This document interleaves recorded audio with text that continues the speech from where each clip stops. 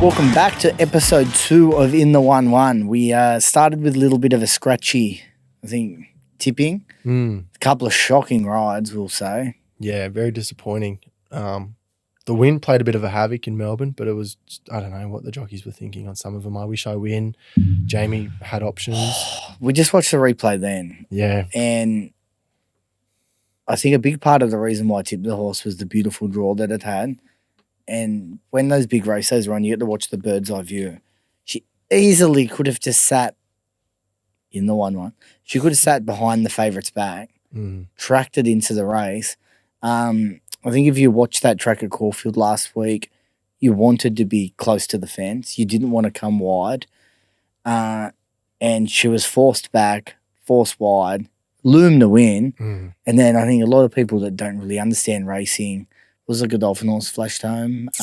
Tom Kitten flashed up the inside, weaving, and he's beaten her and him a nose, and then and the favourite, Mr. Brightside's just held on, but easily should have just been tracking favourites back. Probably wins by half a length. Yeah. 750. Ouch. For says toss of the coin. Did say the place was truckloading, so I am happy with that, but you just want those little things to go your way. Right? It's amazing what people don't realise when you watch a race. You actually need to watch the whole race. And I'm not, this isn't complaining, but it's for people to know when you're learning and doing form. The fact that she didn't hold that position has probably cost it 2 lengths at least, if not more, going wide and having to work in the inferior part of the track. It's a game of inches. It's a game of inches and those little mistakes. And I'm a huge fan of Jamie, so I'm not knocking her, but it just goes to show just handing up a position early can cost you supremely. And in a race that was between first and third, it's crazy. Yeah. Do you want to continue with the bad news? Talk about first we'll go to the good news about yesterday. No, we'll continue with poor K-Mac. I've been bagging K-Mac for a long time. Lovely guy, as I said, but he's certainly not riding in good form. Yeah, no. I'm sure Waller's relieved to get his man back this week after being a Saudi. Yes, K-Mac out, J-Mac on. Beautiful. Yeah. But no, look, he's copping a lot of flack. I don't know where he turns it around, but at the moment, the ride on Waterton was just, like, for a slipper favourite, just dreadful. Once again, he could have. The horse has natural pace. Yeah, there was indecisiveness. And they were saying they didn't want a gut bust. They were sitting 3 wide. Back there wasn't good and then taken off. Like, the way that the horse still had the audacity to hit the line the way that they did goes to show either the class of the animal or the weakness of the rest of the 2-year-olds. Yeah, absolutely. I'm pretty convinced we don't have a strong 2-year-old year. No. I don't think it is at all. And I mean, the market reacted to that. I mean, they wound it 350 out to 380 on that loss of Woderton. So they're still firmly in its camp. Well, the way that it hit the line, as long as the run hasn't destroyed it. Yeah, exactly. Some other sad news, Mike Moroney passed away. Yeah, today. Terrible news. Only had a winner on the weekend. Kio Volante, and was at the post-race interview on racing.com, and then today passed in his sleep. Melissa was in his sleep. But, sad news. Great. Very, very good trainer in his right. Yeah, phenomenal. Good man of racing. Had some nice ones. The good news, yes. Our little mate here struck back to some form. Killing over. Waller first starter. We love our maidens here at BTFU. Trolled very well. The issue was with it did look to over race a little bit in trials, but I just thought, I love the way it finished off, even though it had over raced to touch. I think there's a difference between wanting to go faster and really reefing and tearing.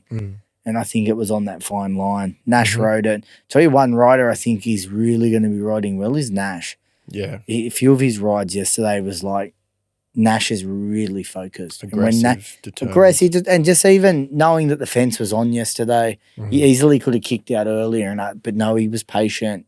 Yeah. He knew he had the horse under him, waited, took the gap. Beautiful ride. Riding really well, Nashy. Yeah, for sure.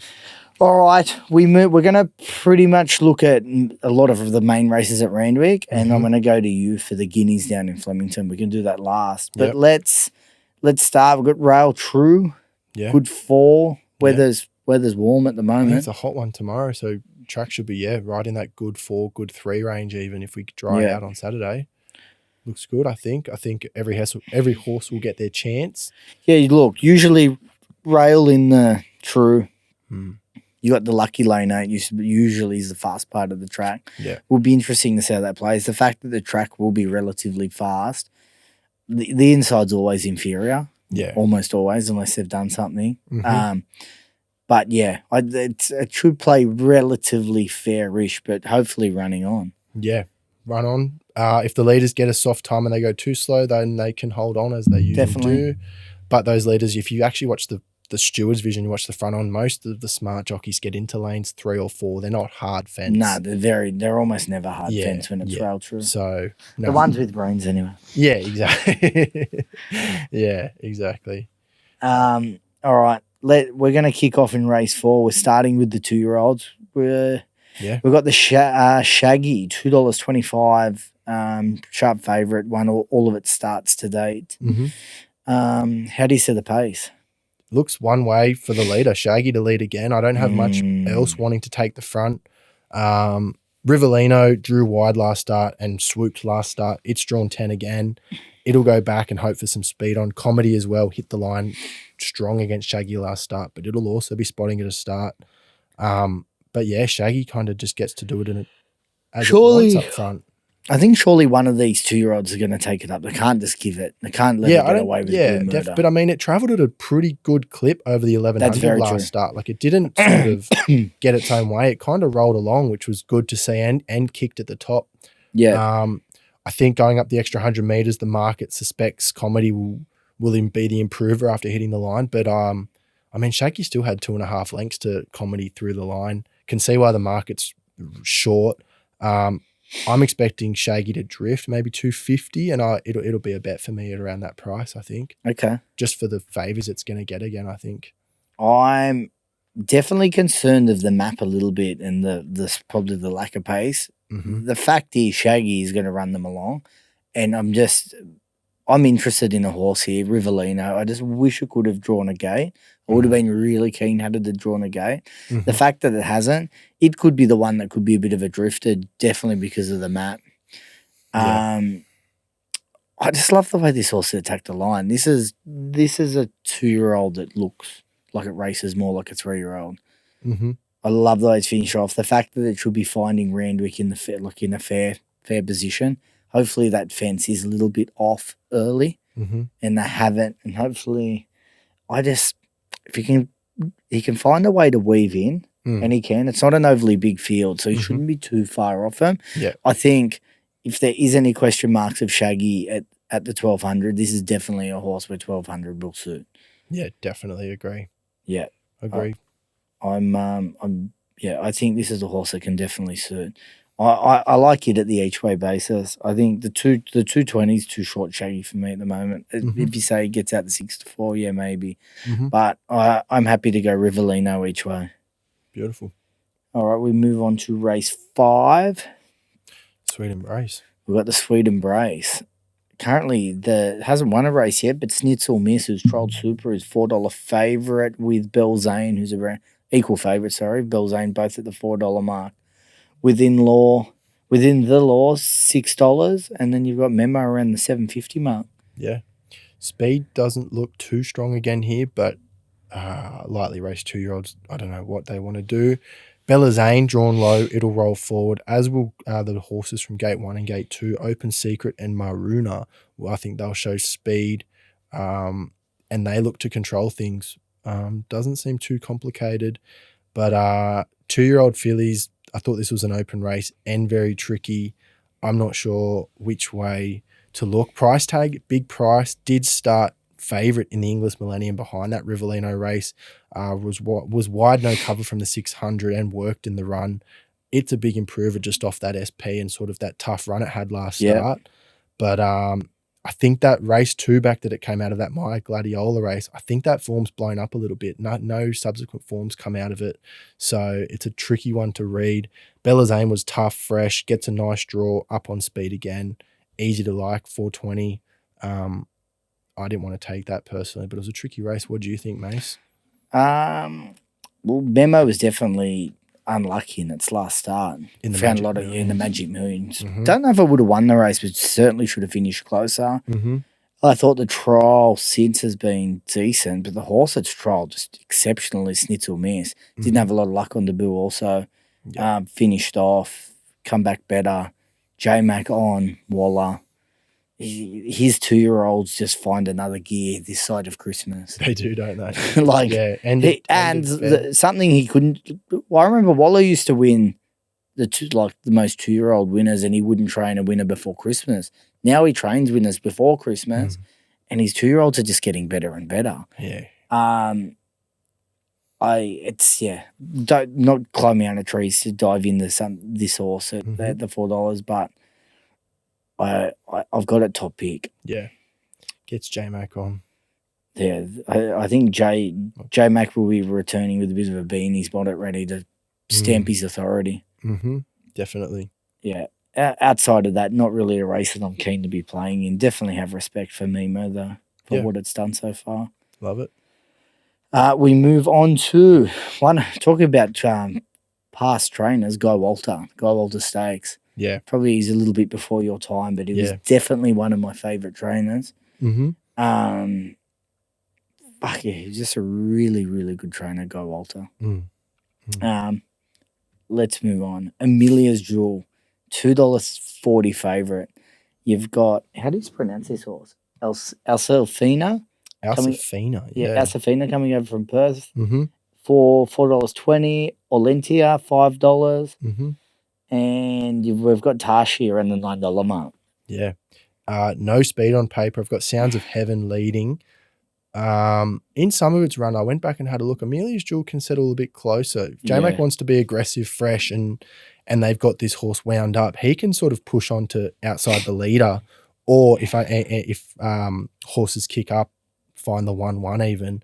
The map looks pretty good for Amelia's Jewel, I think, and I don't think he'll be going back to last like a lot may think he will. Yeah.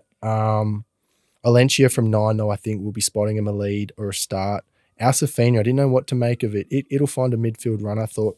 Kieran McAvoy on, no disrespect, but I think if I got to flip a coin between him showing initiative and not showing initiative, I'd be going Kieran not showing any intent there. But yeah, I'm with Amelia's Jewel. Loved its fresh run last prep behind Royal Patronage. It was really strong on that occasion. Huge. Trial was good. The first trial was really good. Then the second trial, not as good. I think it had to do with sort of the ground condition. The wet ground there, the for softer sure. ground. It's definitely better on dry.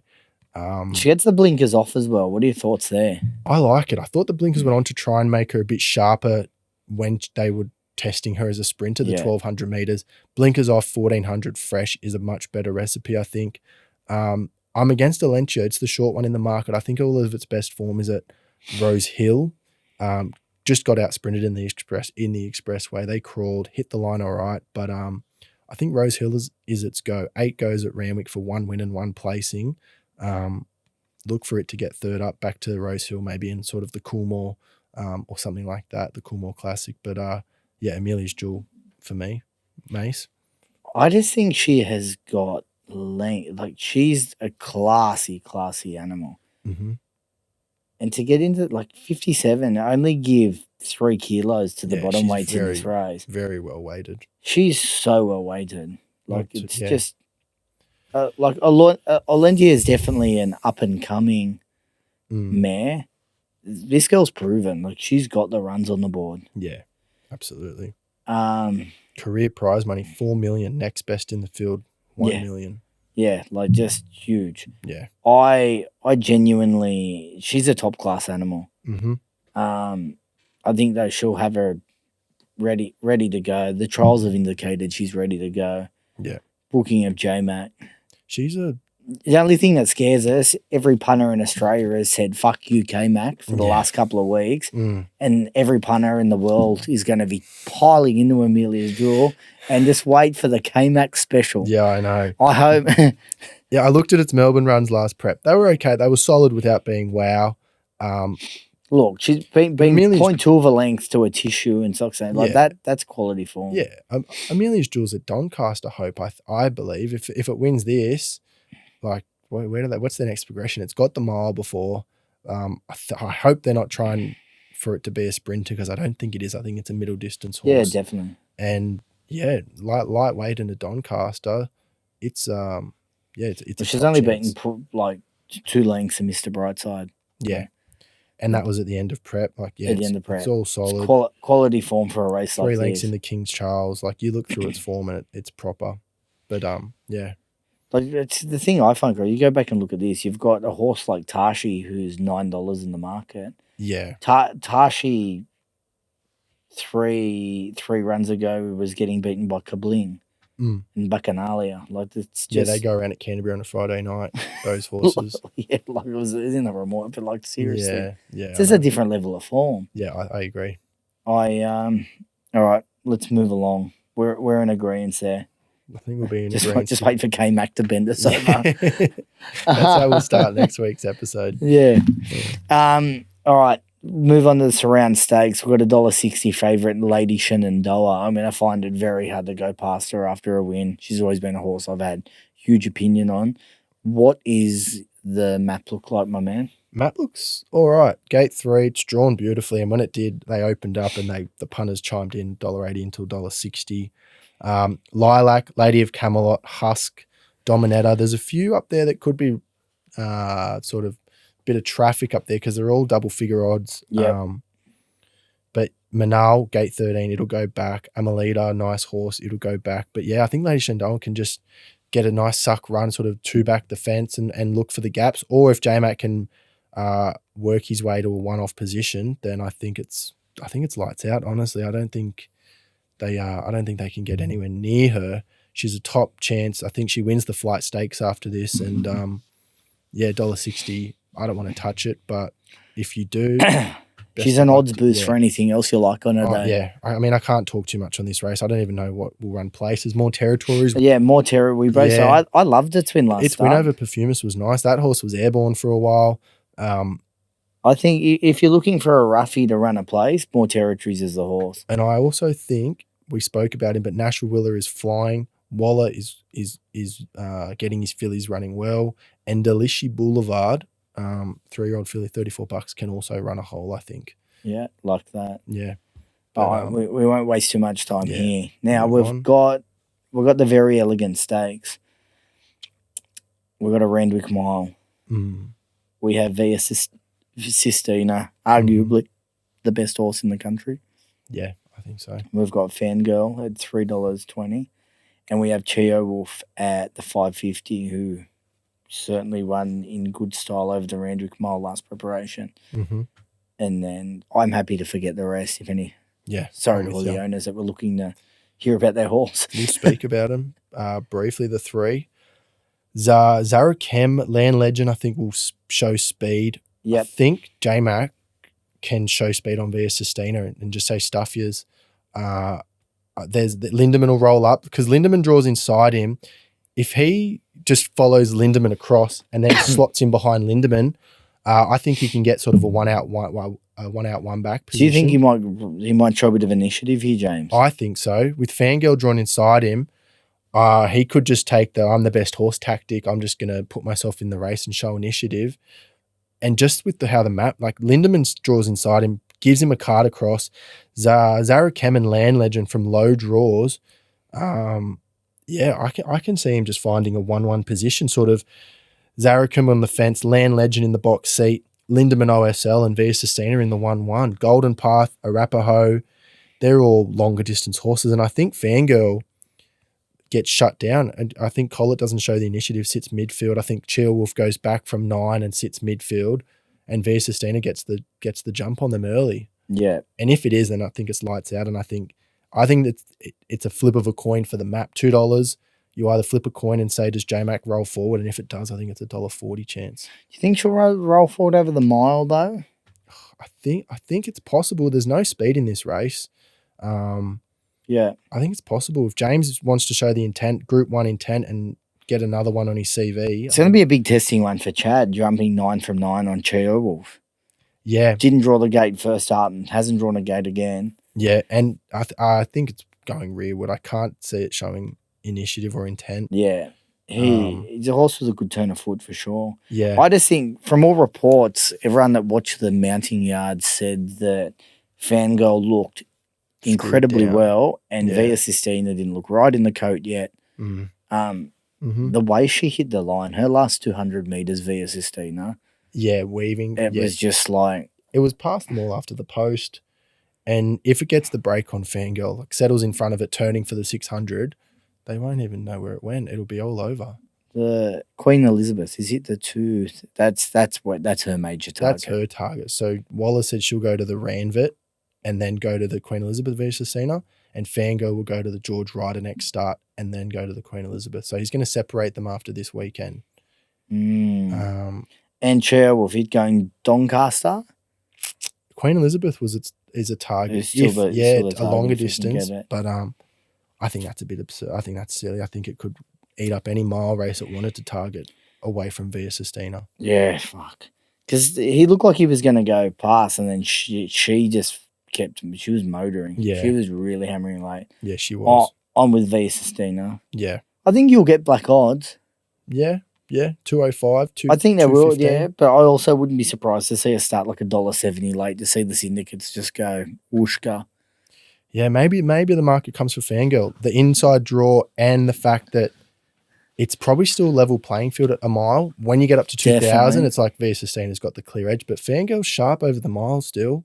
If she's ahead of Via Sistina turning, she can make a race of it. But I think Via Sistina J-Mac just has to stay out of trouble. If he wants to show in 10, it's $1.50 chance, I think. Yeah, wow. I think, anyways, like putting in 10. I've got a top pick. Off that last run, I think she'll improve from the run. I'm just second up.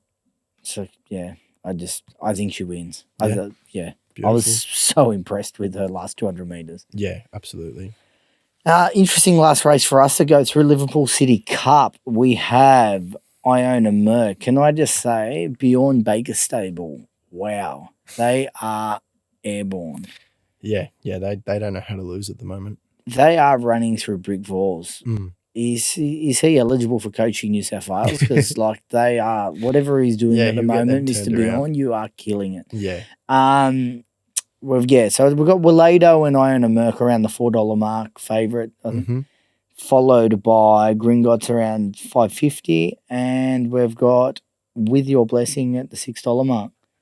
Speed looks pretty solid. Give me the Beat Boys, and Willado will roll along from out wide. I think Gringotts will get the nice drop on them from gate 2, just sort of get the suck run.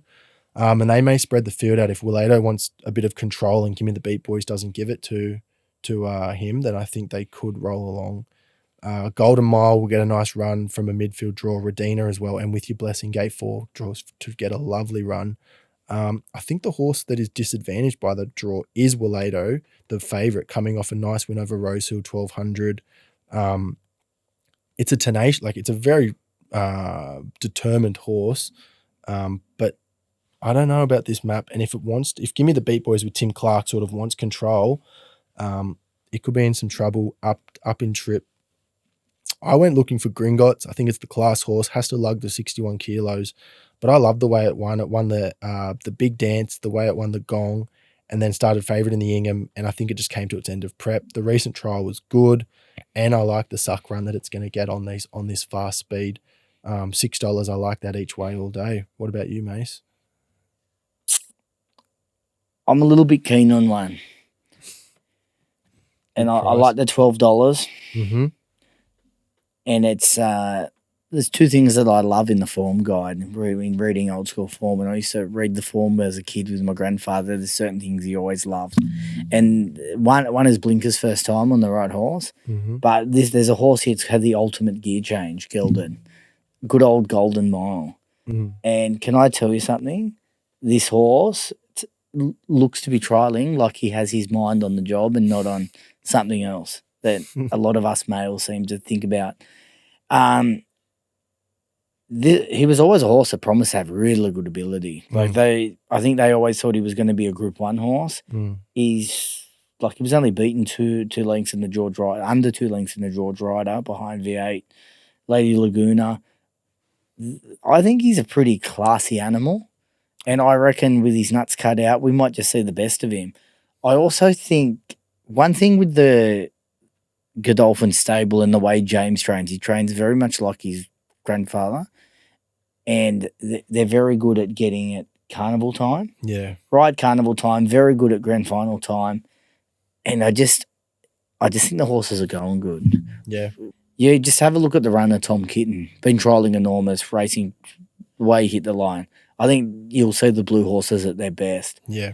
I really liked this trial. Mm-hmm. I love that Hippo was on in that last trial as well, Mm. and he's probably fought to get on the ride. He said, "I want to be on this." It looks like their Doncaster horse, I think. Like, this has always been a good starting point because you get to look at Randwick, and 1300 is decent. I mean, this horse has proper mile form. Mate, third in a Golden Eagle, second in a mate, he got beaten less than a length in the Golden Eagle to the Jap horse. Yeah, and then ran third in Japanese the horse. Epsom to Radina Kovalika. Won a Caulfield Guineas, so the horse is a proper miler. They figure that out, gelded. I think they'll go second up into the Doncaster, and yeah, you're probably right, Mace. The run it's going to get, I think, on my map, good each way. Can I just tell you, I'm horny. I'm excited. This is I think you look at horses, as I said, with your blessing, Kabling, Walado, two of those. One of them's favourite. Yeah, Walado was airborne in the off season, but that's the off season. It's in we're now here. This is proper racing, and these are proper horses. And I think, I just think $12 each way all day. Yeah. Tricky race. But yeah. I'm excited. Can I just say, this time of year, I really get excited about racing. Love it. All right. I wasn't able to do the Melbourne form. You were far more across it. When we hit Spring Carnival, I will be there. Mm-hmm. But tell me, Australian Guineas. Fascinating race. I've spent a while on it. 3 sort of key form races to look at if you want to include point and shoot. It's dominating in Sydney, absolutely flying. Draws gate 1, that's a tricky one for it. Big field, Flemington gate 1. It could be sort of on the fence, and you might want a vomit bag looking at where it's going to be running because it'll be up arses, I think. Angel Capital comes out of the win last start at Caulfield, where it got a nice run. They went very slow. The sectionals it produced home were exceptional. But second up now off a slow run, I think it's going to come into an Australian Guineas where they're going to fly here and the acid test is going to be on. So I'm looking for a hard fit horse that's going to draw well. And I landed on Seeples. Blake Shin aboard gate 3. I love the way that this horse won the CS Hayes last start. They went quick, and this horse just really knuckled down, flattened out, and hit the line strongly. Put 3.5 lengths back to Endola. It's shown that it can handle and kick off a fast speed. It's seen Flemington. It draws well. Blake Shin's the top jockey in Melbourne, I think, alongside Damien Lane and a few others. $6 all day each way. I'll be taking that. And I think that'll be the Australian Guineas. I think one of the winners will come out of what the market's found already. Angel Capital, Seepools. I think they look a class above the rest of the field. And I think there's a few that are filling numbers, to be honest.